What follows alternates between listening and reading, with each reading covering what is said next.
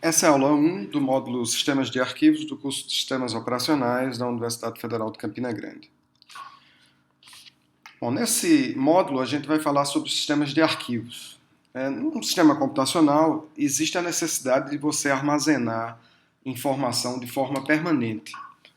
Ou seja, é preciso que a informação que é gerada por um determinado processo sobreviva à vida daquele processo.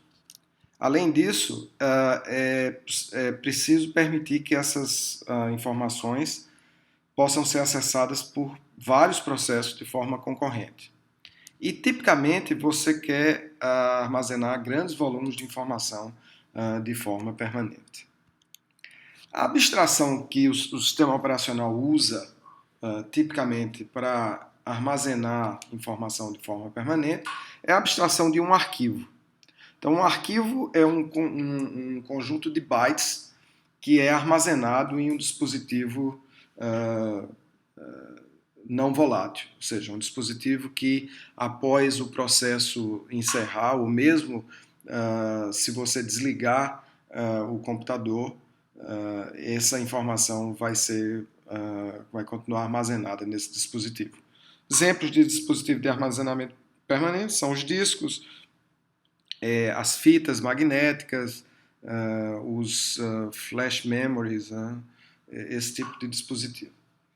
Bom, além de armazenar dados, existem também informações que são associadas aos arquivos chamadas de metadados. Essas informações servem para diferentes finalidades. Uma delas é identificar a informação armazenada. Então, por exemplo, um arquivo tem um nome e esse nome serve para identificar a informação que foi armazenada naquele arquivo. Pode ter uma extensão também que define o tipo ou o programa que pode manipular aquele arquivo, etc.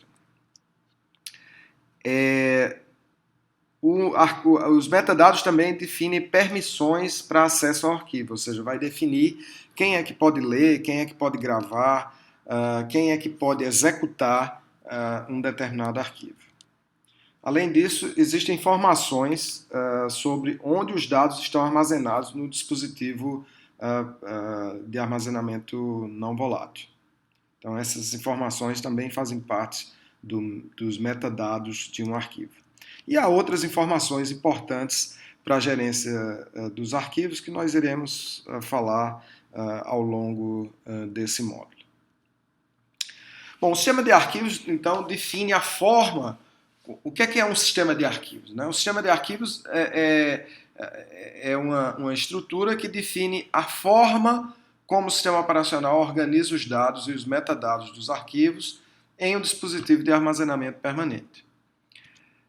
A eficiência de um sistema de arquivos depende sobremaneira da capacidade de se manter parte das informações que estão armazenadas no dispositivo de armazenamento permanente em memória volátil, em memória de rápido acesso, evitando assim que toda a operação feita sobre o arquivo tenha que fazer acesso ao dispositivo, que é milhares de vezes mais lento do que a memória volátil.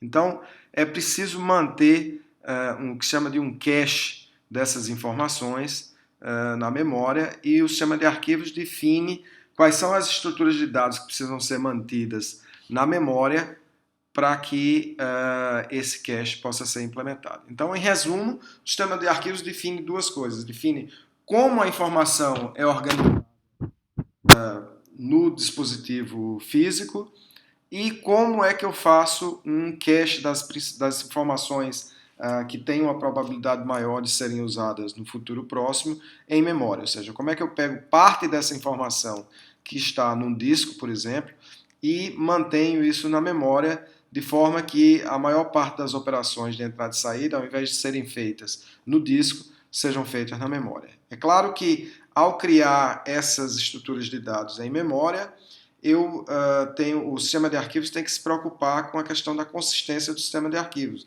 já que as informações que foram gravadas apenas na memória volátil, elas podem se perder caso haja uma falha, por exemplo, uma falta de energia. Então é preciso ter um certo cuidado de como sempre ter o cuidado de tempos em tempos fazer com que essas informações que só existem na memória sejam persistidas no disco. Bom, o acesso às informações armazenadas em arquivos é feito através de chamadas ao sistema bem definidas para esse fim. Na realidade, os programas que vocês escrevem tipicamente usam bibliotecas da linguagem de programação para fazer acesso ao sistema de arquivos, mas essas bibliotecas, por sua vez, chamam um conjunto de chamadas ao sistema definidas para que você possa ter acesso às informações do sistema de arquivos. As duas principais são read e write. Read para ler a informação, write para escrever. Outras informações importantes são, por exemplo, open e close.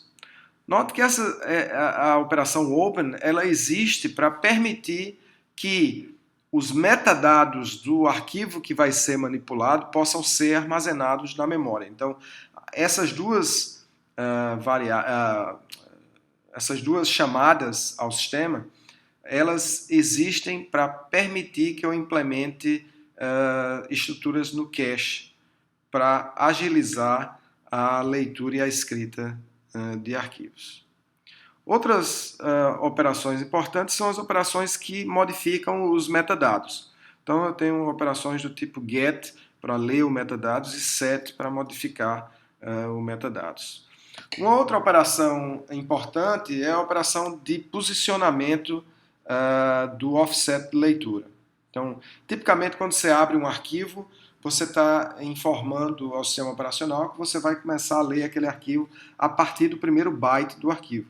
À medida que a informação vai sendo lida, um offset é criado e esse offset vai sendo atualizado para manter, como se fosse um cursor que mantém a posição corrente da leitura ou escrita no arquivo. O System Call seek permite que você mude esse cursor para fazer, ao invés de fazer leitura e escrita sequencial, você possa fazer leitura e escrita randômica. Ou seja, você especifica exatamente qual é o byte que você quer ler ou gravar. Bom, existem outras operações, essas operações vão depender de sistema operacional para sistema operacional, mas essas que foram listadas aí são as operações mais importantes. Bom, a maior parte dos sistemas de arquivos armazena os metadados dos arquivos em arquivos especiais chamados de diretórios. Então, os sistemas operacionais tipicamente trabalham com vários tipos de arquivos. Um arquivo normal é um arquivo que armazena dados, os dados das aplicações, como a gente já vinha falando anteriormente, mas existem vários arquivos especiais. Por exemplo, os diretórios são arquivos que têm um propósito especial, que é de armazenar os metadados, ou pelo menos parte dos metadados dos arquivos normais e de outros tipos de arquivos. E de diretórios também.